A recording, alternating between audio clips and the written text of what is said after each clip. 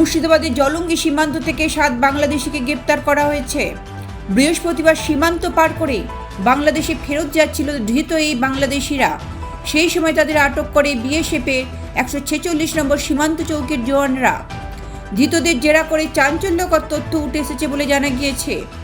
7 মাস আগে ভারতে অনুপ্রবেশ করে আধার ও ভোটার কার্ড বানিয়ে ফেলেছিল ধৃতরা বলেও খবর। এরপর তারা কেরলের এর্নাকুলাম জেলায় গিয়েছিল কাজের খোঁজে। সেখান থেকে ফেরার পথে বিএসএফ তাদের আটক করে। এদের সঙ্গে আটক করা হয় 3 ভারতীয় দালালকেও বলে বিএসএফ সূত্রে খবর। ধৃতদের জলঙ্গি থানার হাতে তুলে দেওয়া হয়। ধৃতরা কিভাবে, কোথা থেকে আধার ও ভোটার কার্ড বানালো এবং তারা কিভাবে কোন সীমান্ত দিয়ে অনুপ্রবেশ করেছিল জানার চেষ্টা চলছে বলেও পুলিশ সূত্রে খবর। ব্যুরো রিপোর্ট, লটারি সংবাদ।